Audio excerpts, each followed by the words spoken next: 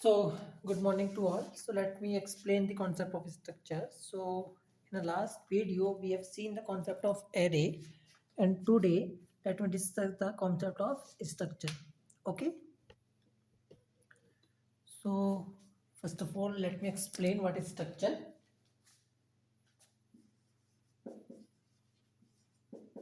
The first point is it is user defined data type.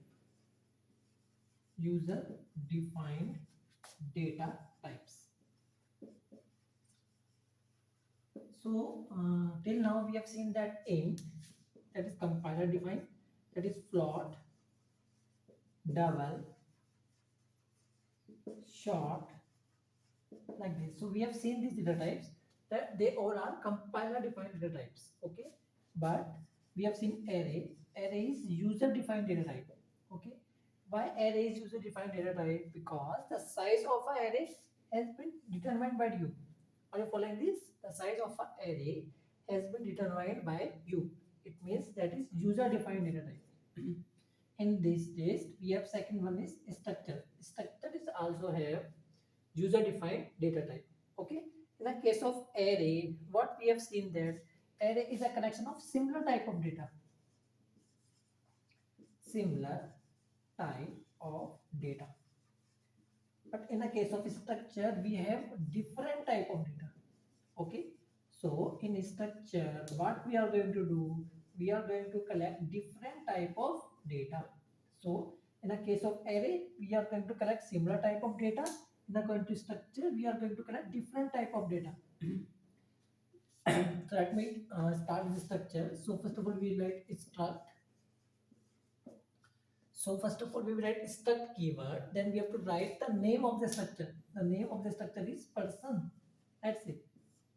Okay. Then we will put these curly braces, and here we will write element of structure. Element of structure. So what is the meaning of this one is? The meaning of this one is structure is a user defined data type, the first point.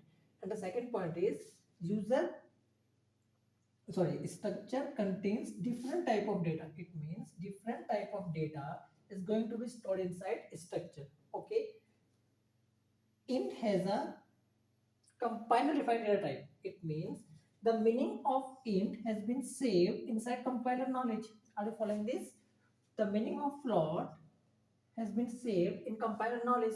Okay, so what we are going to do, in order to define struct person, I have to give knowledge about struct person to the compiler, so that compiler can allocate the memory as well as compiler can perform some operations. Okay, so in order to do this, what we have to do, we have to provide knowledge to the compiler. So let me start with the knowledge. So struct person. Let me write the element of structure. The first element is char name. The second element is char address. The third one is int age. So what is the meaning of this one is, if I will write int a equals 20, what compiler will do? Compiler will allocate 4 byte inside the RAM. But if I will write struct person p, so what is the meaning of this one is, p is a variable of type struct person because it is a type. Are you following this? It is a type. So p is a variable of type struct person, and the exact meaning of this one is, in RAM, compiler will allocate the memory for name, for address, and for age. And the name of the complete block is p. Are you following this? So from memory point of view, what compiler will do? Compiler will take a block and divide the block into 3 parts and will keep the name as P. Okay. And in order to access the element of structure, you can use dot notation, right? Like P dot name equals Ravi. Are you following this? P dot name equals Ravi, like P dot address equals P dot. So what compiler will do? Compiler will put Ravi here, Meerut here, and let's 20 here. So in this video, what we have seen that is the person is a user defined data type, contains three elements. The first one is name, second one is address, third one is age. And we can access the element of structure with a dot notation. Okay, so let me design a program of structure. Okay,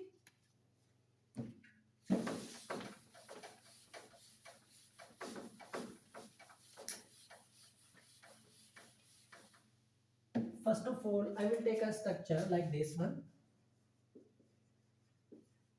Struct person, and let me take members. So I am going to bind these three things by the structure. Are you following this? I am going to bind this one. It means I am going to bind name, address, and age. Okay, then let me design main. In main, what I will do, I will write in here. In main, what I will do, I will take a variable of type struct person. So how we can take that? Struct person p. So I have taken a variable, and now with the help of dot notation, I can access this one.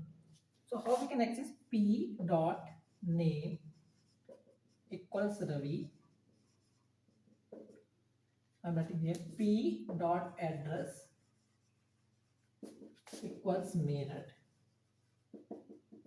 and P dot age equals 20. What is the meaning of this one is? The meaning of this one is, first of all, the moment I will write this, compiler will allocate the space for me. How compiler will allocate the space?